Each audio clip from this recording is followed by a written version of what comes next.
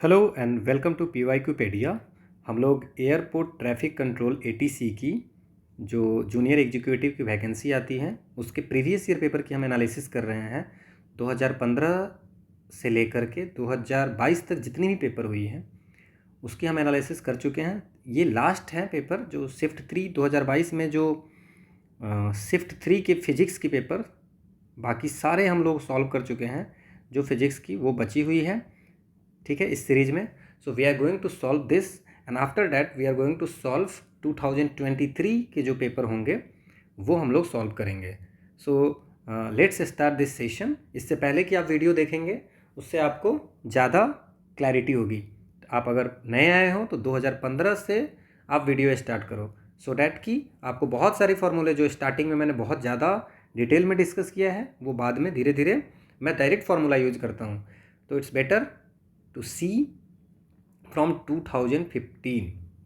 Okay, so let's start this question that the energy equivalent of mass associated with the rest mass of an electron is nearly. Now rest mass क्या है आपको पता होना चाहिए। Rest mass of electron क्या होगा, क्या होता है, वो होता है 9.1 into 10⁻⁻13। And we knew that energy क्या होता है, Einstein theory, mass into mc square, where c is equal to 3 into 10⁸ metre per second and this one is in kg। So mass हो गया 9.1 into 10⁻31 into 3 into 10⁸। So 9.1 into 3 which is कितना हो जाएगा 27.3, ठीक है, इट्स 27.3। ओके, और it minus, okay, so it's 9.1 into 3 into 10⁸, so it's 81.9 into 10⁻⁻15 joule. अब हमें ये इलेक्ट्रॉन वोल्ट में दिया हुआ है तो इलेक्ट्रॉन वोल्ट में कन्वर्ट करने के लिए क्या करेंगे, इलेक्ट्रॉन वोल्ट में एनर्जी कन्वर्ट करने के लिए जो 81.9 इंटू 10⁻⁻15 है उसको हम लोग 1.6 इंटू 10⁻⁻19 से डिवाइड कर देंगे। जब इसको डिवाइड करेंगे so what we get 81.9 divide by 1.6 which is 51.18, ठीक है, into 10⁻⁴, okay, so it's 10⁻19 minus 15 which is 4। So इसको अगर हम लोग बात करें तो can I write 0.511 into 10⁻6 electron volt.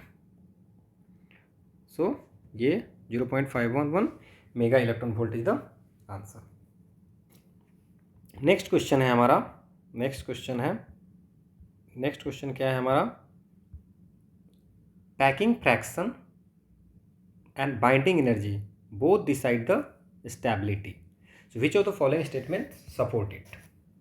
कौन सा स्टेटमेंट इसको सपोर्ट करता है। सो पैकिंग फ्रैक्शन क्या होता है, what is packing fraction, mass per unit nucleon, this one is the mass per unit nucleon is the packing fraction. तो अगर पैकिंग फ्रैक्शन की वैल्यू, अगर इसकी वैल्यू निगेटिव होती है तो इसका मतलब है जितना निगेटिव होगा उतना, निगेटिव का मतलब हो गया ये स्टेबल है, ठीक है। सो लोअर पैकिंग फ्रैक्शन, तो स्टेबिलिटी को सपोर्ट, स्टेटमेंट स्टेबिलिटी की बात कर रहा है तो सेम पैकिंग फ्रैक्शन होगा नहीं, हायर होगा नहीं, तो lower packing fraction. Now binding energy की क्या है, बाइंडिंग एनर्जी क्या होता है, amount of energy that required to, ठीक है, किसी सिस्टम में जितने भी पार्टिकल्स होंगे उसको अलग करने के लिए। So amount of energy required to separate a particle from a system of particle, बहुत सारे पार्टिकल हैं उसमें से, ठीक है, ओके। सो इसमें जो होगा वो क्या होगा हमारा लोअर पैकिंग फ्रैक्शन, और इसीलिए बाइंडिंग एनर्जी स्टेबिलिटी के लिए ज़्यादा चाहिए, क्योंकि अगर बाइंडिंग एनर्जी कम होगा तो पार्टिकल अलग हो जाएगा। सो हाइयर बाइंडिंग एनर्जी। होप आपको ये समझ में आया होगा। नेक्स्ट क्वेश्चन है हमारा, अ रेक्टेंगुलर साइड, ठीक है, a rectangular side of 4 centimetre, a rectangular side of 4 centimetre and 5 centimetre, ठीक है। इलेक्ट्रिक फील्ड की वैल्यू दी हुई है और ये आई है। नॉर्मल यूनिट वेक्टर ये है, तो इलेक्ट्रिक फ्लक्स पूछ रहा है। बहुत ही आसान जो क्वेश्चन होती है, बहुत ही आसान क्वेश्चन है। सो जो फाई होता है इलेक्ट्रिक फ्लक्स, वो क्या होता है, flux E into D, E into area, ठीक है। नाउ इलेक्ट्रिक फ्लक्स कितना है, इट्स 4 इंटू 10⁻² आई, ठीक है। और इंटू ये क्या है, एरिया कितना है हमारा, इसको अगर हम मल्टीप्लाई करते हैं तो क्या हो जाएगा 20 centimetre square. So we can write here it's या ऐसा हम लोग इसको करते हैं 4 into 20 into 10⁻⁻4 metre square. 4 into 10⁻², 5 into 10⁻² metre में कन्वर्ट करेंगे तो 20 into 10⁻4 metre square.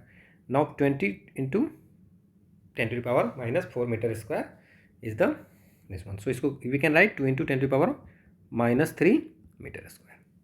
Now unit vector ये है, सो इसका मतलब क्या हो गया, वेक्टर में कन्वर्ट करने के लिए सो इसको हम लोग लिख सकते हैं 22 इंटू 10⁻3 और this one half I plus √3/2 जे।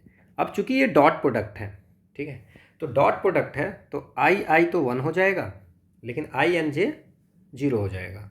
सो हम इसको सिर्फ करेंगे 8 2 - 3 it's 10⁻1 into half, so 4 into 10⁻1, so it's a 0.4 is the answer. So 0.4 Newton meter square per coulomb is the answer. Normal unit vector है फॉर द एरिया, तो area तो unit vector into जो area का magnitude है वो हम लगा देंगे, तो 5 इंटू ये डॉट प्रोडक्ट ए होता है, तो हमारा आंसर निकल गया। नेक्स्ट क्वेश्चन है इन एलसी सर्किट, तो आपको एलसी सर्किट पता होनी चाहिए। अगर आपको एलसी सर्किट पता है तो ये क्वेश्चन आराम से सॉल्व हो सकती है। अब एलसी सर्किट में क्या होता है कि जो एंगुलर फ्रीक्वेंसी पूछा जा रहा है, ठीक है। सो जो angular frequency of the LC oscillation वो होता है omega = 1/√LC। Now it is given that what is the value of L की वैल्यू ये हेनरी और इसका फेराड। सो 1/√5 इंटू 10⁻² इंटू 5 इंटू 10⁻6, सो 1/5 इंटू 10⁻4। तो अब इसको देख लीजिए क्या होगा, 5 इंटू 10⁻4 हो गया। सो ये क्या हो जाएगा, क्या करूँ इसको 2 इंटू 10⁻3 लिख दूँ। So this is the answer, this ये, ठीक है, एंगुलर फ्रीक्वेंसी 2 इंटू 10⁻3। ऑफकोर्स ये रेडियन पर सेकेंड होगा, ये लिखा हुआ है radian per second. So this is the answer. Next question, the energy required to build up a current I in a coil of self inductance L, ये half LI² होता है। तो ये आपको पता होना चाहिए कि इसका जो फॉर्मूला ही है half LI²। So no need to discuss much, half LI² इसकी फॉर्मूला होती है। Consider the magnitude of electric field E at a point at a distance r due to infinitely long straight wire. कितनी बार हम लोगों ने बात कर ली है कि अगर इनफाइनेटली लॉन्ग स्ट्रेट वायर है और electric field at a point P R distance पे, ठीक है, इनफाइनेटली लॉन्ग स्ट्रेट वायर के कारण अगर यूनिफॉर्म चार्ज डेंसिटी लैम्डा है, तो ये जो फार्मूला होता है ई = λ2πε0r। आपको ये फार्मूला याद रखना है कि आप बार बार डिराइव तो कर नहीं सकते हैं, ई = 1/r। So the answer is this. आपको अगर फार्मूला याद है या पिछले वीडियो आप पीछे के देखे होंगे तो ये क्वेश्चन आप आराम से सॉल्व कर सकते हो। नेक्स्ट क्वेश्चन ये है हमारा, 2 स्फेरिकल मिरर्स, मिरर ए जो है कनकेव, मिरर बी जो है वो convex, are made out of the same spherical ball of glass of radius it's 20 centimetre. Following new Cartesian sign convention the focal length of f क्या होगा, ए और B का ये क्वेश्चन है हमारा। नाउ फोकल लेंथ अगर हमें बात करना है, निकालना है फोकल लेंथ, तो हम कैसे निकाल सकते हैं? फोकल लेंथ निकालने के लिए हमें ये ऐसा होगा, concave mirror and convex mirror का दोनों का ये है, ठीक है। सो फोकल लेंथ जो होता है वो क्या होता है, ग्लास ऑफ रेडियस दी हुई है 20 सेंटीमीटर। बहुत ही आसान है, फोकल लेंथ जो होता है वो r/2 होता है दोनों में, ठीक है। सो नाउ r/2 होता है तो r की वैल्यू तो हमें पता है। नाउ सिर्फ साइन का गेम है इसमें, ठीक है, सिर्फ साइन की, क्योंकि हम जानते हैं कोई भी अगर ये होगा, ठीक है, तो ये f होता है और ये c होता है और ये दोनों के बीच में r होता है। So r is equal to 2f, ठीक है, तो f is equal to r/2, तो 10 सेंटीमीटर तो होगा ही होगा। अब हमें फोकल लेंथ कनकेव मिरर का देखना है क्या होगा, और फोकल लेंथ जो है सो कन्वेक्स मिरर का देखना है। सो कनकेव मिरर में क्या होगा, कनकेव मिरर में फोकल लेंथ जो होगा वो हमारा नेगेटिव होगा। अब ये साइन कन्वेंशन हम लोगों ने बहुत बार पढ़ी है, so I am not going to discuss again and again, ठीक है। सो फोकल लेंथ जो होगा कनकेव मिरर का वो नेगेटिव होगा और कन्वेक्स मिरर का फोकल लेंथ होगा वो पॉजिटिव होगा। So this is the answer. ये हमने बहुत बार पढ़ी है, ठीक है, स्टार्टिंग की वीडियो में इसको हमने बहुत अच्छी तरह से एक्सप्लेन किया। Next question, a series LCR circuit, R की वैल्यू है, XL की वैल्यू है, 220 वोल्ट है, power dissipated in the circuit. इस टाइप के क्वेश्चन हमने सॉल्व किया था, ठीक है, पढ़ा था। P इज इक्वल टू पिछले वीडियो में VRMS IRMS cos फाई पढ़ा था, cos phi is equal to R/Z, Z is equal to R² plus XL minus XC का स्क्वायर पढ़ा था। सारी वैल्यू दी हुई है cos फाई की वैल्यू। इसके बाद हमने ये भी पढ़ा था कि IRMS is equal to VRMS, V is equal to IR, so VIRMS by Z, तो हमने ये भी पढ़ा था। सो V² हमने पढ़ लिया था क्या कि V² R/Z, ओके, ठीक है। तो P की वैल्यू क्या हो गई, P की वैल्यू इससे हो जाती है V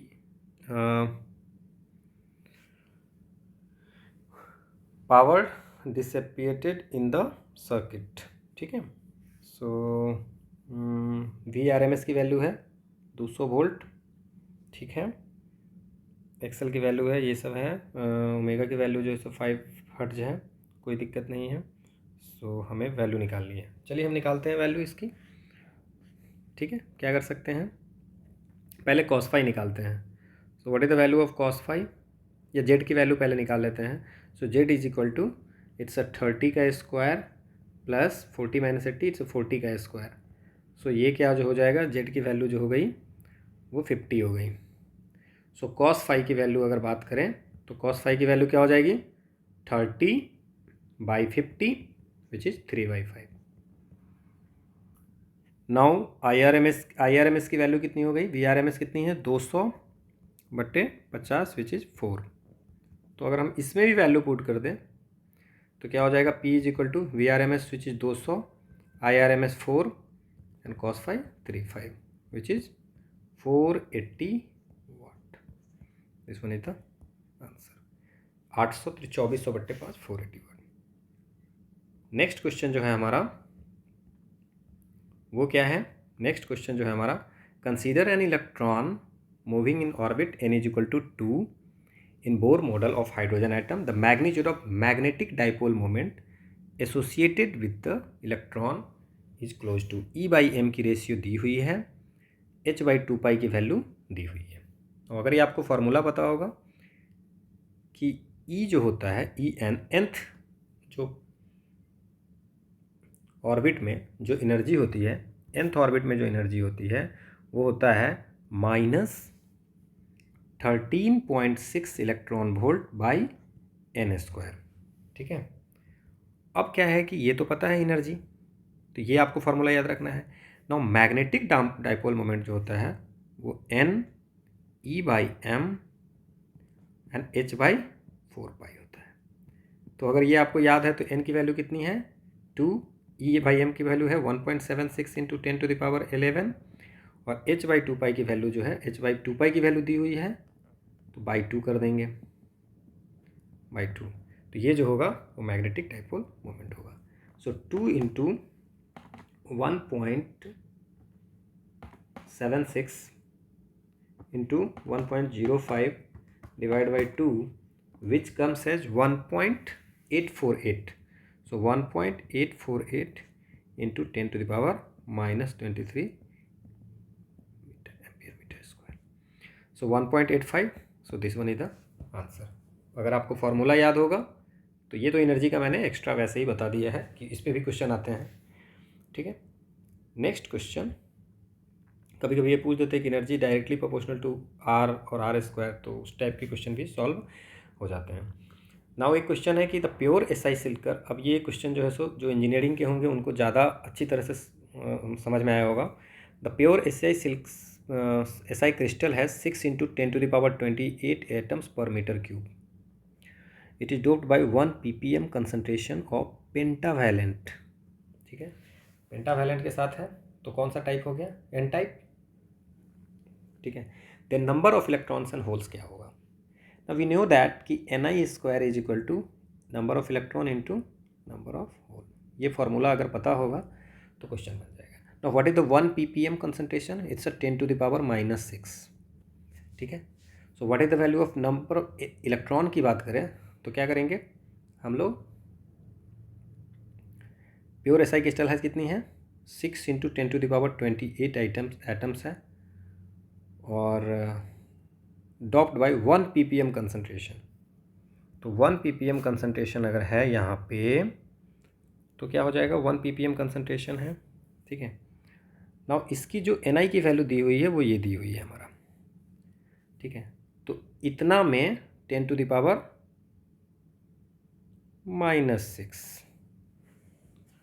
10⁻6 होगा ना, -6 नहीं होगा, 10⁻6 होगा।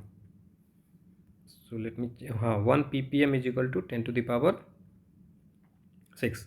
सो number of atoms in pure Si crystal क्या है 6 into 10⁻28 atoms per metre cube and 1 hence, तो नंबर ऑफ इलेक्ट्रॉन कितना हो जाएगा, it's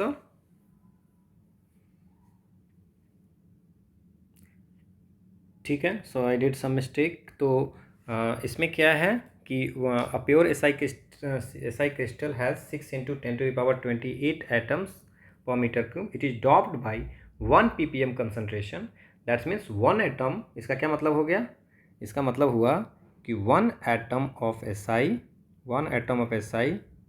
doped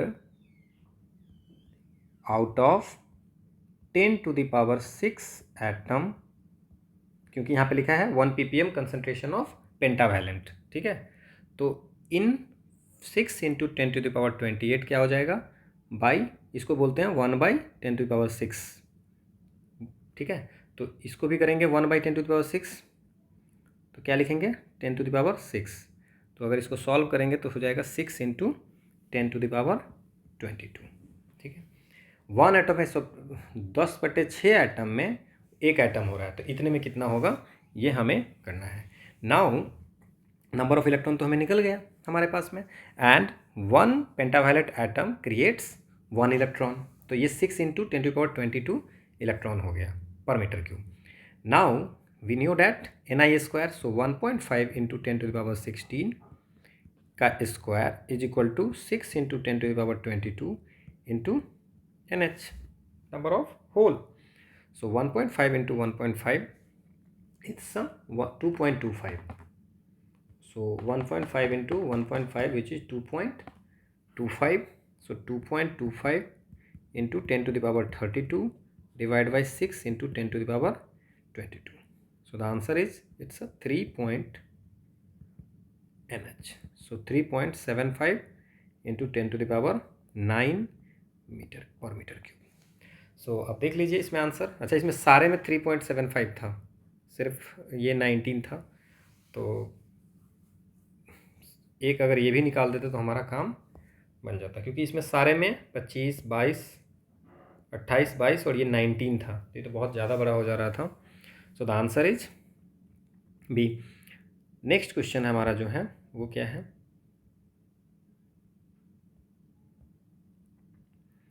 suppose 3 equal charges each equal to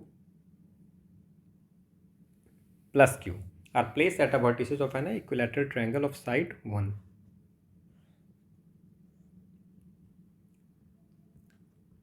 B, C. Then the force exerted on the charge q with the same sign as q placed at the centroid of the triangle.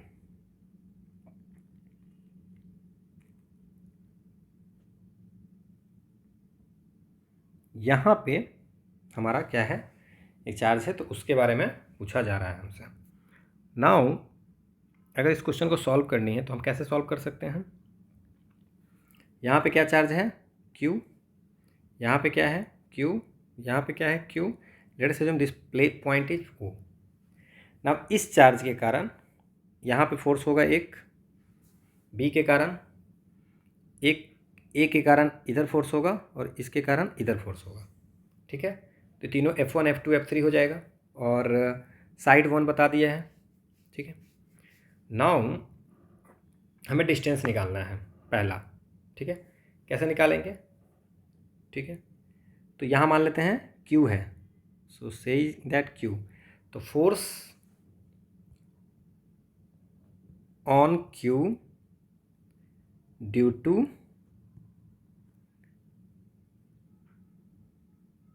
Charge at A। फिर ऐसे ही charge Q पे B के through और charge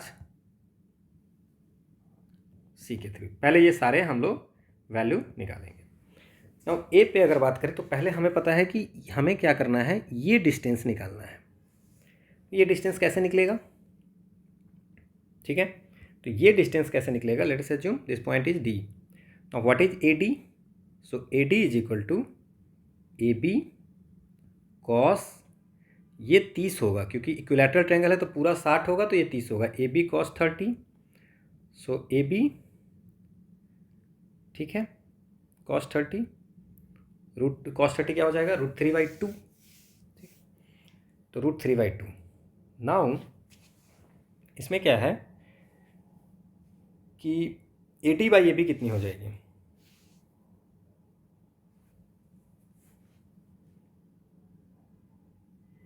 so AB की value कितनी होगी, AB cos 30 होगा,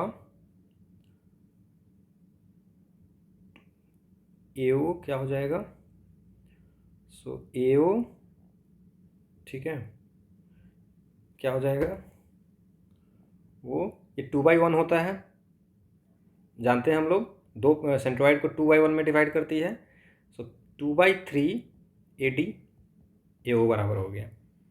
ठीक है, तो AD क्या हो जाएगा, और AB की वैल्यू हमें क्या है 1 दे दिए हुआ है, तो 1 इंटू √3/2, ये 1 दिए हुआ है साइड। तो AO की वैल्यू क्या हो गया 2/3 इंटू √3/2 विच इज़ 1/√3। तो अब डिस्टेंस तो सारे के सेम ही है, ये भी 2:1 में डिवाइड करती है।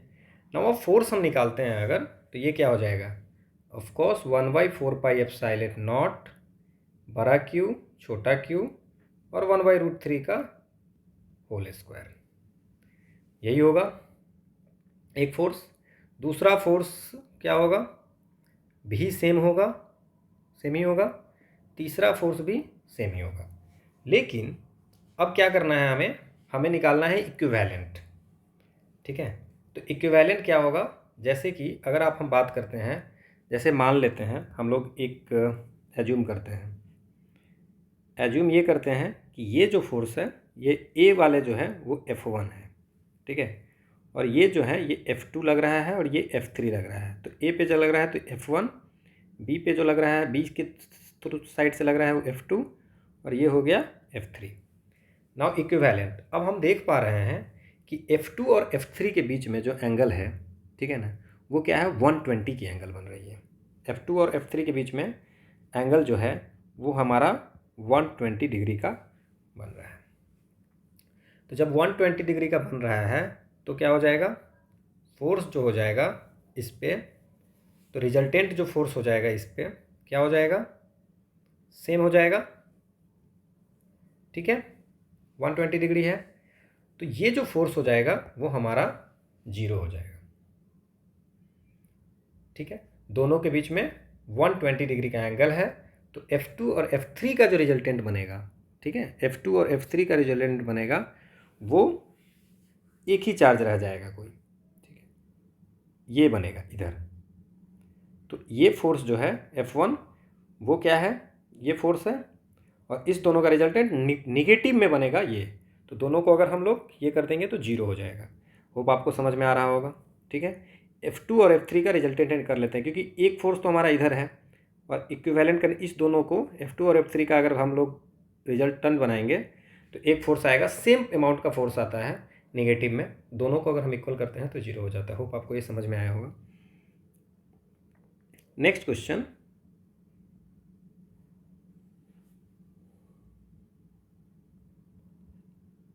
Suppose you mention the resistivity of an alloy as R alloy. दो मेटल से बना हुआ है ए बी से, resistivity of the constituent metals जो है R A and R B है, रेजिस्टिविटी दिया हुआ है, तो कौन सा रिलेशन सही है। कोई भी एलॉय की जो रेजिस्टिविटी होगी वो ग्रेटर देन मेटल से होगी, मेटल की रेजिस्टिविटी से ज़्यादा होगी। तो आप देख लीजिए R L Y greater than R A, ठीक है। तो मेटल जो होते हैं वो गुड कंडक्टर होते हैं, तो गुड कंडक्टर होगा तो उसकी रेजिस्टिविटी जो होगी वो कम होगी। तो एल वाई का हमेशा मेटल से होगा, तो R L Y greater than 1, R L Y greater than B, so this one is answer. Next question है, a current of 4 ampere is maintained in a coil of self inductance 8 mH। तो energy क्या होगा, ये formula हम लोग पढ़ चुके हैं, energy is equal to half LI²। पिछले सेट में डायरेक्ट पूछा था कि ये फार्मूला क्या होता है, अब इसमें क्वेश्चन पूछ दिया, ठीक है। सो 2 4 जा एंड 64, तो 64 milli joule, this one is the answer, ठीक है। नेक्स्ट क्वेश्चन है, if two identical coherent waves, identical है एंड कोहेरेंट वेव्स हैं of intensity, so that's means I1 is equal to I2 is equal to I। Constructive interference at a point, the resultant intensity क्या होगा। सो जो equivalent intensity होता है वो I1 plus I2 plus 2 root under, ये भी हम लोगों ने पहले 2015-16 वाले पेपर में डिस्कस किया है। मोर एंड लेस अगर आप PYQ सॉल्व करके जाते हो तो मैक्सिमम क्वेश्चन सॉल्व हो जाती है। आइडेंटिकल नहीं पूछेगा तो कभी फार्मूला पूछ दिया, कभी फार्मूला पे क्वेश्चन पूछ दिया, वैसे होती है। So it's 2I plus 2I cos theta, so it 4I, और ये थीटा की वैल्यू कॉन्स्ट्रक्टिव के लिए 0 हो जाएगी। आइडेंटिकल कोहेरेंट वेव्स हैं तो कॉन्स्ट्रक्टिव के लिए होता है। तो वैसे तो 4I आप याद भी रख सकते हो इसका डायरेक्ट, अदरवाइज मैंने प्रूव कर दिया है, you can see this. Now next question जो है हमारा वो है अकॉर्डिंग टू बोर मॉडल। अब आप देख लीजिए कि इसका फॉर्मूला मैंने बताया था कभी, Bohr model, the energy of the emitted photon due to transition of third excited state to ground, third से ग्राउंड में जा रहा है, तो ये क्या होगा, सिंपल सा है। एनर्जी मैंने बताया था -13.6 electron volt divide by n² होता है। So -13.6 electron volt by 9, so 13.6 divide by 9 क्या होगा, it's 1.51। So did some mistake somewhere, 13.6 divide by 9, okay,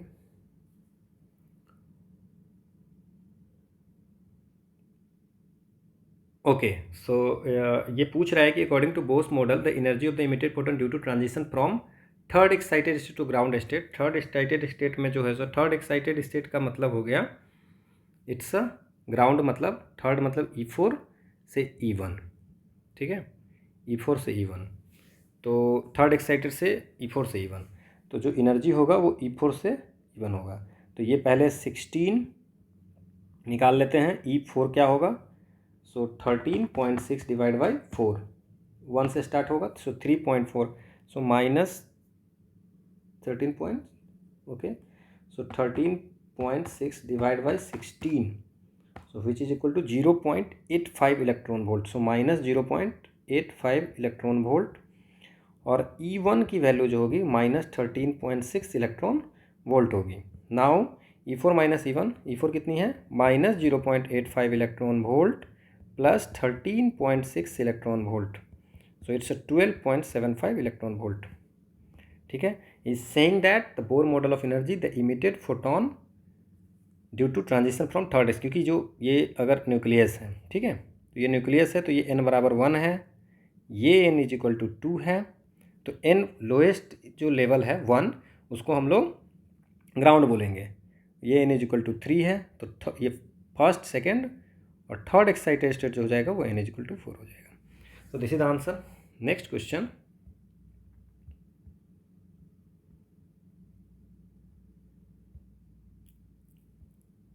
in a Young's double slit experiment, slit with D and light of wavelength lambda is used to observe interference pattern at a screen placed at a distance d from a plane of the fringe width। ये हम लोगों ने पढ़ा है W is equal to lambda D by D, तो देख लीजिए कौन सा होगा। So this one is the answer. कितनी बार पढ़ा है इस क्वेश्चन को, डायरेक्ट फार्मूला पूछ दिया है। इस पर कभी कभी डी की वैल्यू देके छोटे डी की वैल्यू पूछते हैं, कभी फ्रिंज विड्थ पूछते हैं, तो आपको अगर फार्मूला पता होगा तो आप ये सॉल्व कर सकते थे।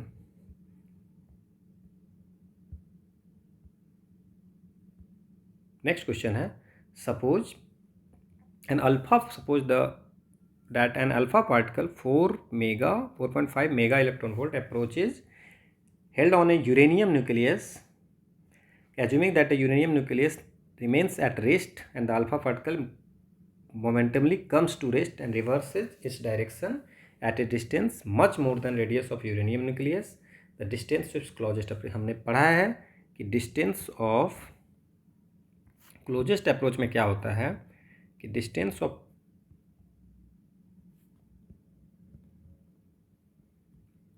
क्लोजेस्ट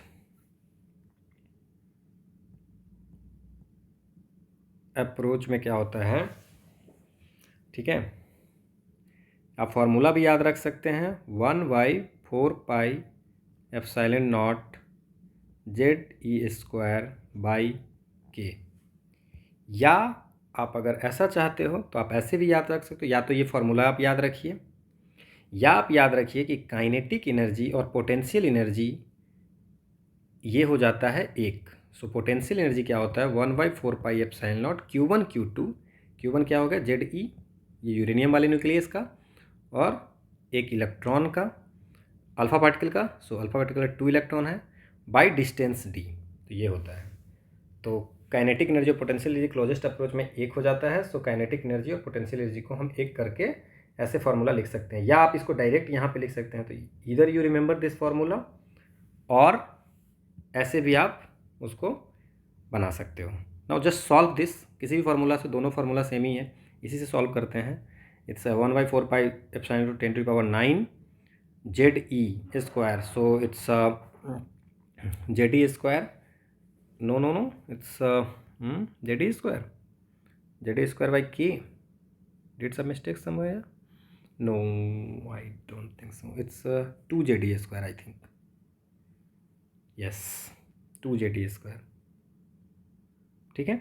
तो इट्स 2 × 92 × 1.6 × 10⁻⁻19 का square by, it's kinetic energy क्या है 4.5 × 10⁻⁶, और काइनेटिक एनर्जी हो गया, और इलेक्ट्रॉन तो कुछ ऐसा है नहीं इसमें, या और मेगा इलेक्ट्रॉन वोल्ट है, ठीक है। तो यहाँ पे एक 1.6 × 10⁻⁻19 भी होगा, तो ये तो ऐसे ही कट गया, ठीक है, और 4.5 से ये 2 टाइम में कट गया, तो 2 2 × 4 8 3 अराउंड 60 के आसपास में ये आएगा, अराउंड 60 के आसपास में आएगा, 59 फेरोमीटर करके ये आंसर होगा। होप आपको ये समझ में आई होगी। नेक्स्ट क्वेश्चन ये है हमारा कि an object that 3 centimetre in height, so it's the height of object is equal to 3 centimetre, ठीक है। Now place at the distance 9 centimetre in front of convex mirror. किसको? ऑब्जेक्ट को रखा जाता है। फोकल लेंथ जो है सो 8 सेंटीमीटर है, 18 सेंटीमीटर। अगेन साइन कन्वेंशन देखना है। सो दो फार्मूला यहाँ पे लगेगा। एक है कि मिरर फार्मूला।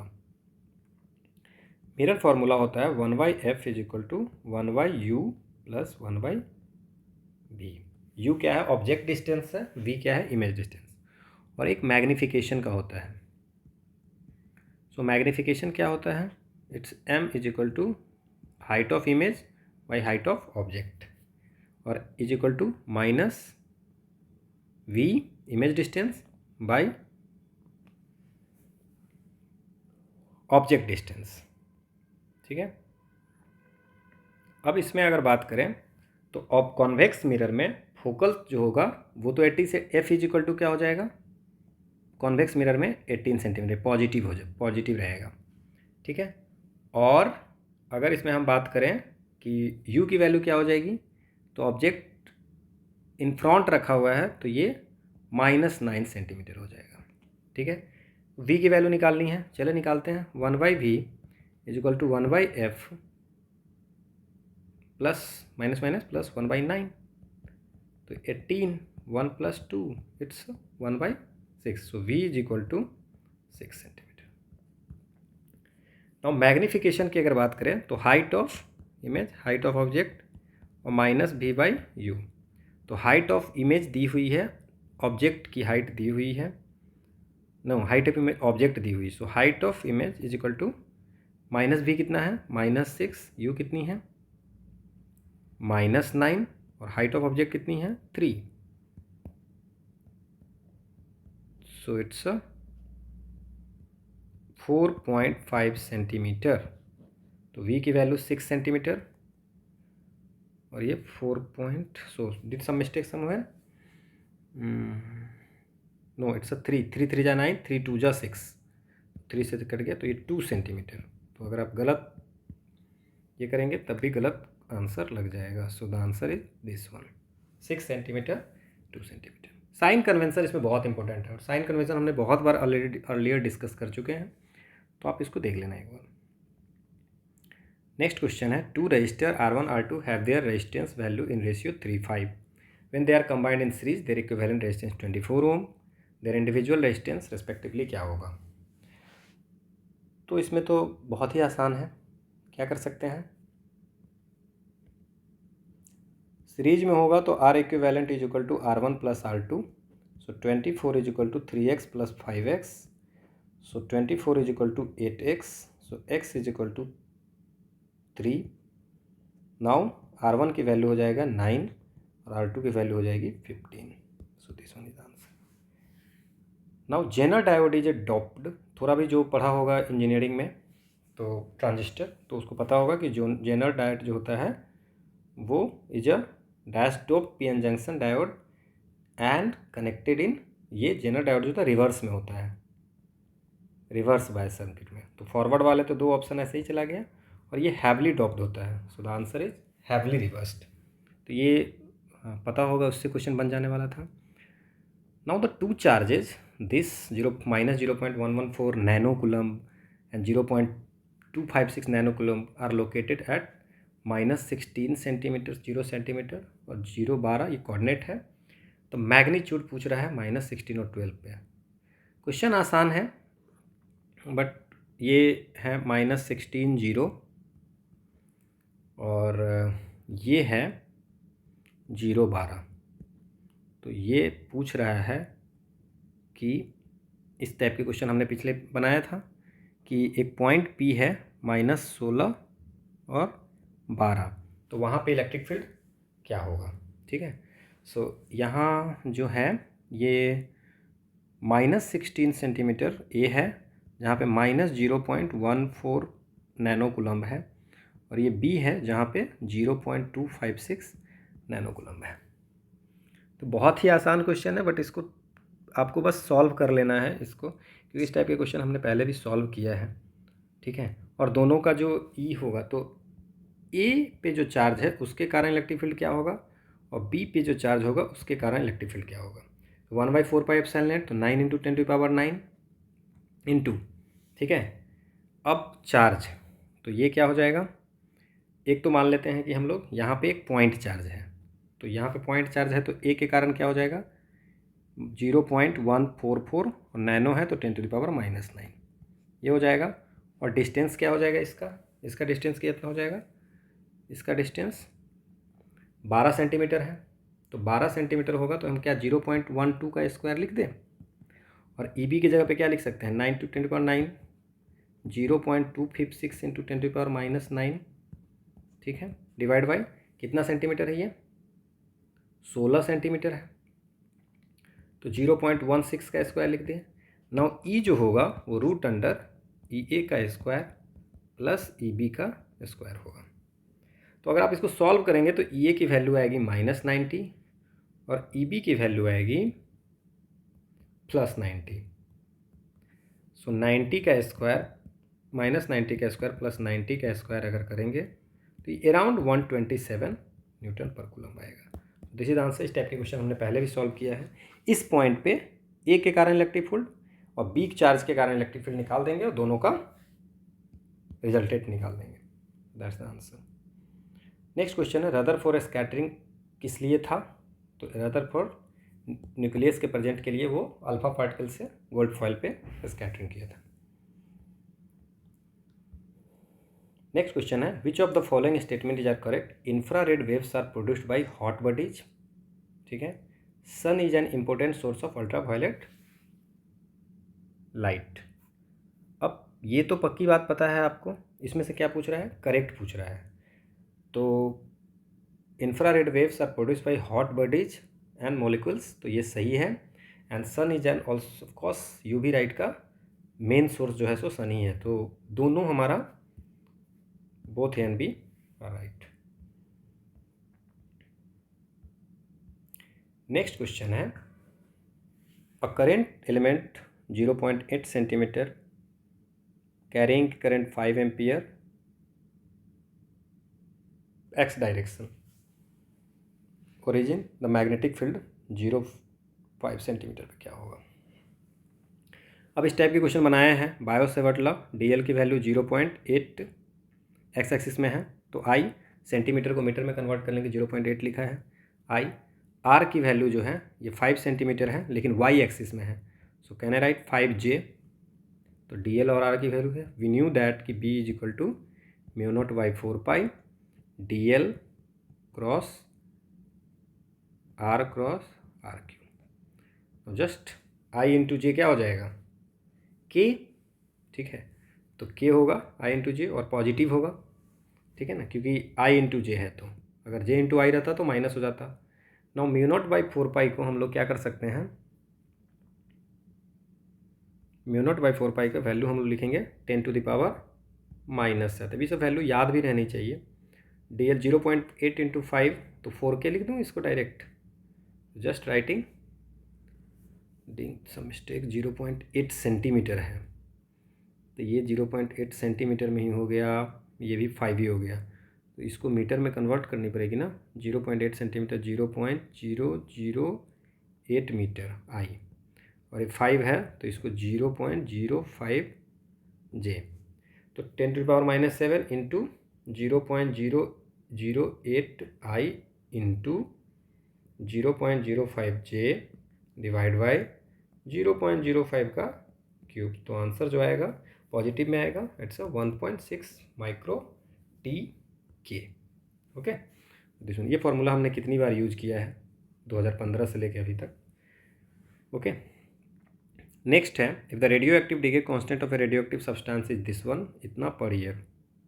डीके कॉन्स्टेंट हमें दे दिया है, ठीक है, तो हाफ लाइफ पूछ रहा है, तो T half is equal to क्या होता है ln2/λ। अब ये फार्मूला आपको पता होना चाहिए। और ln2 की वैल्यू 0.693 दिए हुआ है, लेमडा की वैल्यू 0.00693 दिया है, तो 3, तो ये ऊपर में 100 से मल्टीप्लाई हो जाएगा, तो हमारा आंसर जो है वो 100 आएगा। कितना आएगा 100 ईयर्स।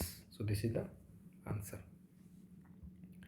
नेक्स्ट क्वेश्चन जो है हमारे सामने अभी वो क्या है, okay, so we completed this. Okay, so which of the following statement is are correct? Electromagnetic waves क्या है? Electromagnetic waves have different speed in different medium. बिल्कुल, इलेक्ट्रोमैग्नेटिक वेव्स आर जो है सो है different. Sounds have different speeds in different medium, ये तो पक्की बात है। मेटल में कुछ और स्पीड होती है, गैसेस में स्टेट में कुछ और होती है, और ये भी होती हैं, तो दोनों हमारा ठीक है। इलेक्ट्रोमैग्नेटिक वेव, जैसे कि इलेक्ट्रोमैग्नेटिक वेव जो है अगर हमारा ये पास करता है वैक्यूम में तो 3 × 10⁸ से, बट कोई अगर मीडियम इसमें लगा देते हैं कोई मटेरियल तो स्लो हो जाता है। So different speed in different medium, तो दोनों सही है। So both A and B is the correct answer. Next question है, consider a potentiometer setup, a cell of EMF this gives a balance point इतना length. ठीक है, अगर E1 की वैल्यू ये है, L1 ये है, now the cell is replaced by another cell and the cell balance is 21 centimetre, तो ये L2 है, तो E2 क्या हो जाएगा? तो हमने वहाँ ना एक चीज़ पढ़ा था, तो हमने क्या पढ़ा था? हमने वहाँ पे ये पढ़ा था कि E जो होता है वो प्रोपोर्शनल टू लेंथ है। पढ़ा था ये चीज़ कि E जो होता है प्रोपोर्शनल टू लेंथ होता है।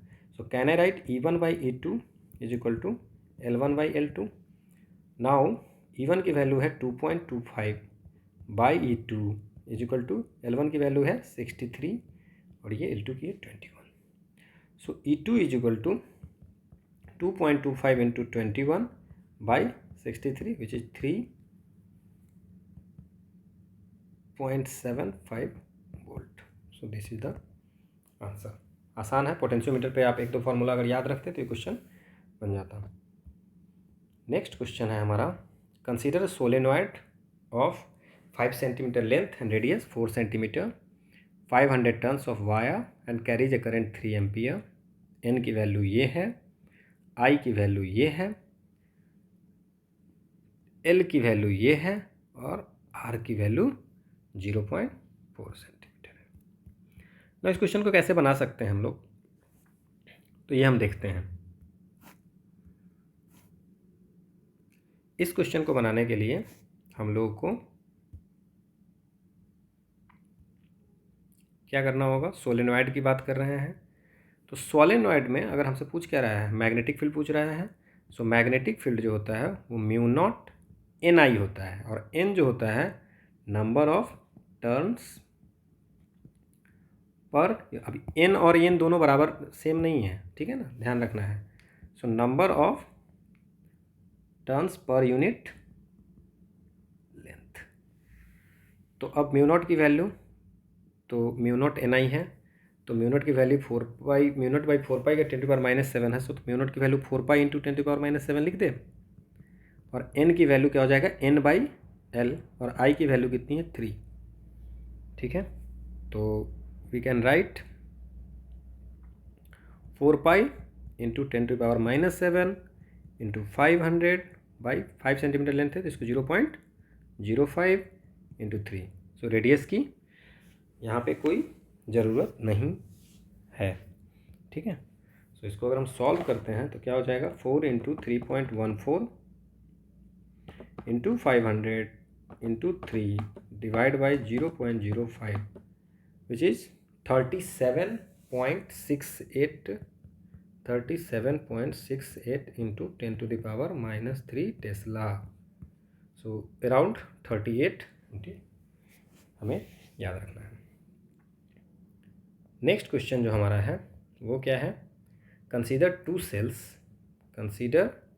To cells of EMF E1 and E2 with internal resistance R1 R2, the two cells are connected in parallel। हमने इस टाइप के क्वेश्चन बनाया है, तो इक्विवेलेंट पूछा जा रहा है। नाउ हमने इसको कैसे बनाया था कि अगर ऐसा है और ये है, ठीक है, तो हमने कहा था कि ये I होता है, ये I1 जा रहा है, यहाँ से I2 जा रहा है, ये E1 है, ये R1 है, ये E2 है और R2। तो हमने कहा था कि पहले हम लोग R equivalent, the combination of equivalent, okay, तो हमने इसको कहा था कि हम इसको कैसे सॉल्व कर सकते हैं?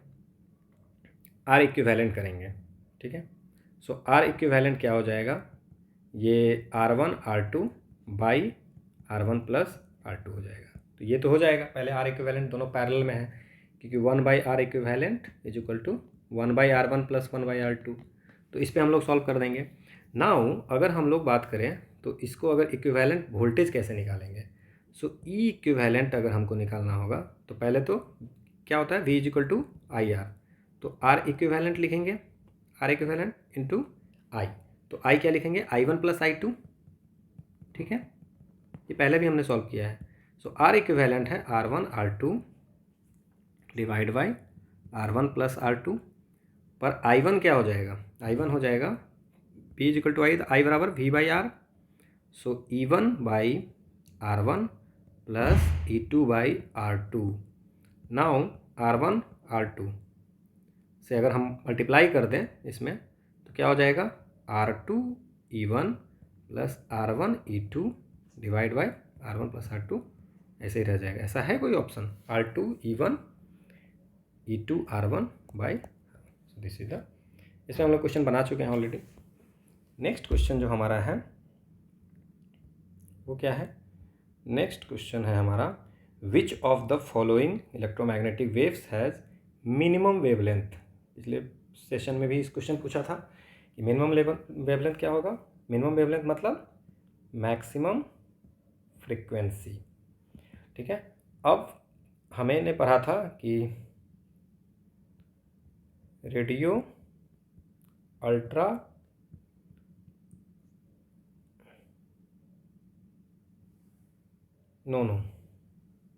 Radio micro infrared visual ultra X gamma raise. तो मिनिमम वेवलेंथ जो होगा सबसे ज़्यादा, मैक्सिमम इसका होगा, तो मिनिमम क्या होगा, गामा रेज का होगा। सो मिनिमम वेवलेंथ जो होगा वो किसका होगा, गामा रेज का होगा। ठीक है, तो ये मिनिमम वेवलेंथ और मैक्सिमम फ्रीक्वेंसी जो होगा वो गामा रेज का होगा। So radio micro infrared visual ultra X gamma rays, ऐसे याद रखेंगे तो आपको पता चल जाएगा कि वेवलेंथ, ठीक है, डिक्रीज कर रहा है इधर, तो gamma rays is the answer.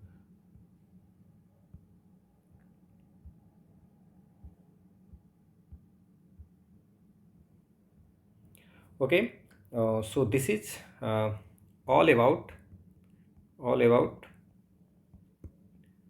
अभी तक जो हम लोगों ने इस जो ये सीरीज जो हम लोग चला रहे थे ATC की, तो अभी तक जो हमने किया है वो 2015 के फिजिक्स मैथमेटिक्स, 2016 के फिजिक्स मैथमेटिक्स, 2018 के फिजिक्स मैथमेटिक्स, 2021 और 2022 की, ये सब की हम लोगों ने फिजिक्स मैथमेटिक्स के क्वेश्चन सॉल्व कर चुके हैं। तो आप लोग जो नए हैं वो 2015 से स्टार्ट करें देखना, दैट्स बेनिफिशियल फॉर देम, क्योंकि हमने स्टार्टिंग में एक्सप्लेन बहुत सारी चीज़ों को किया है जो बाद में फिर धीरे धीरे ओनली फार्मूला हम यूज़ करने लगे हैं। So see video from 2015 to 2022, those who are preparing for 2023 वो ऐसा करेंगे।